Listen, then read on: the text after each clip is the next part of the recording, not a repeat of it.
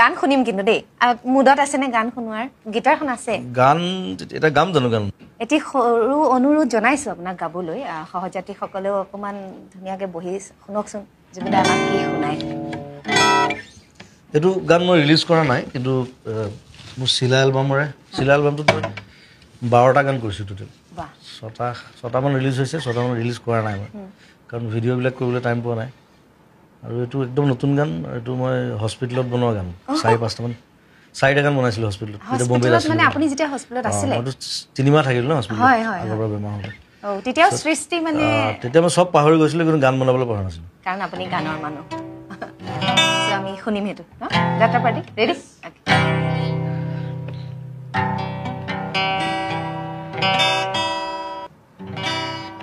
তোমাৰ নীলি কথাৰ দৰে তোমাৰ নীলি কথাৰ দৰে সপোন ৰাতি সকল খৰে বকুল বনৰ সুবাস জাগে বকুল বনৰ সুবাস জাগে তোমার নীলিম কথার দরে তোমার নীলিম কথার দরে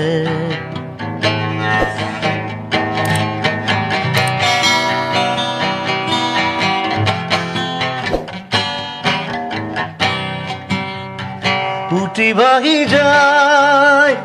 মুখ তোমার নিবিড় আকাশলে উঠি ভাগি যায়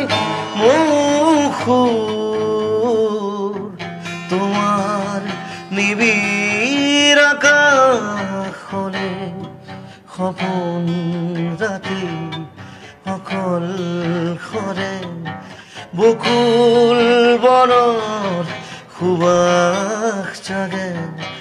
বকুল বনৰ সুবাস জাগে তোমাৰ নীলি কথাৰ দৰে তোমাৰ নীলি কথাৰ দৰে মই আবেগিক হৈ গৈছো মাই গড মই ইমান ধুনীয়া উফ সেইটো সময়ত মানে মোৰ বম্বে ঘৰত এটা হাৰমনিয়াম আছে সেইটো মই লৈ আহিলোঁ মানে মোৰ হস্পিটেলত থাকোঁতে একো কথা মনত নাই কাৰো চিনি নাপাওঁ তেনেকুৱা হৈ গৈছিল অলমষ্ট গজিনী খালি মোৰ মেনেজাৰ সিদ্ধাৰ্থক ক'লোঁ মোৰ ঘৰত হাৰমনিয়াম এটা আছে লৈ আহ আৰু মোক ধৰি থাকিব লাগে ওলাই লোৱাৰ মাৰ মই এট্ৰপি বুলি কয় এইটো বুঢ়া বয়সত হয় মোৰ সোনকালে হৈছে তাৰপিছত আৰু হাৰমনিয়ামটো আনি দিলে সেইদিনা বহি পেলাই 4টা গান কৰিলোঁ কৰি গৰিমা ৰেকৰ্ড কৰি আছে তাৰপিছত মই কৈ আছোঁ যে এইটো গান শেখৰক পঠা এটা গান পাপুক পঠাইছোঁ এটা গান আৰু কাৰোবাক পঠাইছোঁ চ' সেই ধৰণে ভগাই দিলোঁ গানকেইটা তাৰপিছত গানকেইটা ৰেডি হ'ল তাৰপিছত এতিয়া মিক্সিং হৈ গ'ল বাৰু খালি মানে ভিডিঅ'কেইটা কৰিব লাগিব অলপ গৰমটো কমিলে ইমান আবেদন আছে গানটোত ইমান ধুনীয়া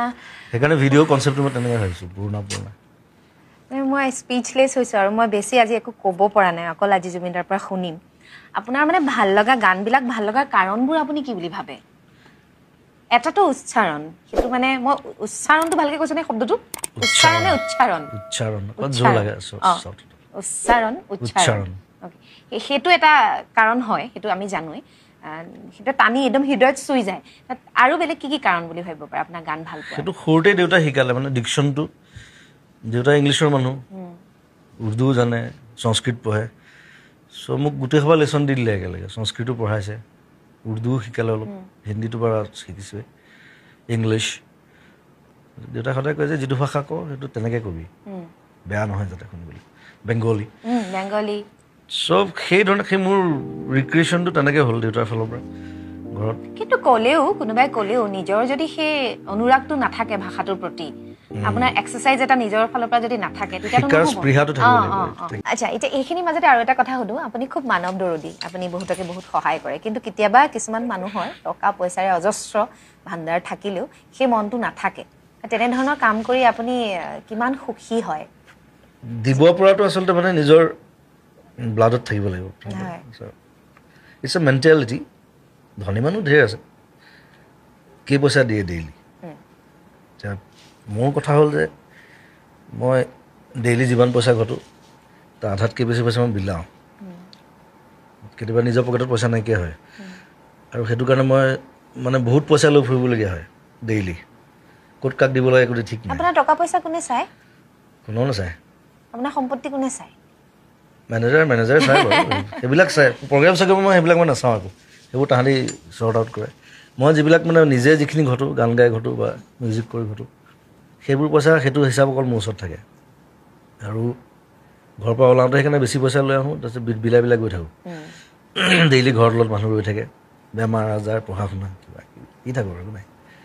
আৰু লাষ্টত কেতিয়াবা নিজৰ পকেটত পইচা নাইকিয়া হয় আকৌ মই মোৰ ড্ৰাইভাৰটোৰ পৰা লওঁ চিকিউৰিটিৰ পৰা লওঁ গতিকে তেনেকুৱা এটা মানে ইটছ এন হেপিনেছ মই ভাল পাওঁ হেপিনেছ তেনেকুৱা এটা মনত থকা মানে হেৰি আৰু যিটো আপুনি আটাইতকৈ সুখী হয় এইটো কাম কৰি লৈ হেপিনেছ আটাইতকৈ বেছি থকা কিবা মনত পৰেনে তেনেকুৱা মই দি ভাল পাওঁ ধেৰ দিছে আপুনি দিয়ে থাকোঁ দি ভাল পাওঁ আৰু কোনোবাই যদি অকণমান হেপিনেছ পায় সেইখিনিতে সুখী সেইটো মোৰ হেৰি আৰু আনন্দ সেইখিনি হৈছে আপুনি সুখী হোৱাৰ এটা জাৰ্ণি পথ আপুনি ক'ৰবাত কেতিয়াবা এনেকুৱা সেইটো আমাৰ ধৰণৰ ঘৰতো আছিলে আচলতে মই আগতে দেউতাহঁতকো দেখিছোঁ বিলাই ভাল পায় বিলাই ভাল পায় যাৰ কিবা প্ৰব্লেম হ'লে দিবই আৰু আই থিংক যেতিয়া বিলাই তেতিয়া আকৌ সেইটো ঘূৰিও আহে সেইটো এটা it's a process it's nothing নাই সেইকাৰণে সেইখিনি আপুনি পাইছে মই মোৰ ওচৰত 1 লাখ টকা থাকিলেও মই খাতিৰ নকৰোঁ চিন্তা নকৰে 1 টকা থাকিলেও মই চিন্তা নকৰোঁ সেইটো অকণমান ময়ো নকৰোঁ আহিব বুলি ভাবোঁ আৰু ক'ৰবাৰ পৰা ঘূৰি পকি আজি নাই কাইলৈ আহিব চ' এইবিলাক হৈছে ভাল লগা কাৰণ জীৱনটো জীয়াই থকাৰ কিন্তু কেতিয়াবা কিছুমান কাম কৰি অলপ অনুতপ্ত হোৱা যায় আনক নকলেও নিজে অকণমান ফিল কৰা যায় তেনেকুৱা কিবা কাম মনলৈ আহে নেকি কিবা কৰিছোঁ মানে মই কেতিয়াবা হঠাৎ মই অলপ এক্সেণ্ট্ৰিক নহয় মনটো কেতিয়াবা পিছত অকণমান মানে খং উঠে এইটো নকৰিলেও হ'ল তেনেকৈ বেছি ৰিয়েক্ট কৰি দিওঁ কিছুমান কথাত সেইটো মানে ঠাণ্ডা মগজুৰে কৰিব পাৰি এক্সেণ্ট্ৰিক হ'লেও উপায় নাই ফটকৈ খংটো উঠি যায় আৰু ফটকৈ কাৰোবাক মাৰপিটো কৰি দিওঁ কেতিয়াবা পিছত বেয়া লাগে মানে ৰিচেণ্টলি ল'ৰা এটাক মাৰিলোঁ মই সেইটো মোৰ বিৰাট ডাঙৰ ফেন কিয় মাৰিলে সি বাৰু ৰাতি প্ৰগ্ৰামৰ পিছত আহি মই হোটেলত খাবলৈ লৈছোঁ সি মানে অলপ খাই বৈ আহিছে বাৰু আজি মানে চেল্ফিৰ কাৰণে কামুৰি আছে বাৰে এবাৰ তুলিলে 10 বাৰ লাগে তাক মোক খং উঠি গ'ল এইবিলাক চৰ মাৰি দিলোঁ মই কান্দি ঘৰলৈ গ'লগৈ আৰু পিছত বেয়া লাগিছে মই কেলেনো মাৰিলোঁ তাক সৰু সুৰা ঘটনা থাকে মই খালি মানে ব্লাণ্ট আৰু মই কিবা এটা ভুল দেখিলে মই নিচিঞৰাকৈ থাকিব নোৱাৰোঁ কোনে বেলেগে কোনোবাই কওক নকওক মই খাতিৰ নকৰোঁ তেনেকুৱা কণ্ঠৰ দৰকাৰ হয় প্ৰয়োজন আছে আৰু আপোনালোকৰ কণ্ঠ নুশুনিলে কোনে শুনিব আমি হৈছোঁ সাধাৰণ নাগৰিক আমাৰ কথা নুশুনিব বেছিভাগ মানে মনে থাকে প্ৰব্লেমটো সেইকাৰণে অকণমান ফ'ৰ্চ এটা দিয়া এটা মানুহ থাকিব লাগিব সেই চেতনা থকাটো যদিও মই পলিটিকেল নহয় মই নন পলিটিকেলি মই চিয়ৰ পলিটিকেলৰ কথা ওলাইছে যদি ৰাজনীতি আৰু জুবিন গাৰ্গ বুলি যদি কওঁ তেতিয়াহ'লে মই আনি দিছোঁ আৰু সেইটোত মই একেবাৰে নাই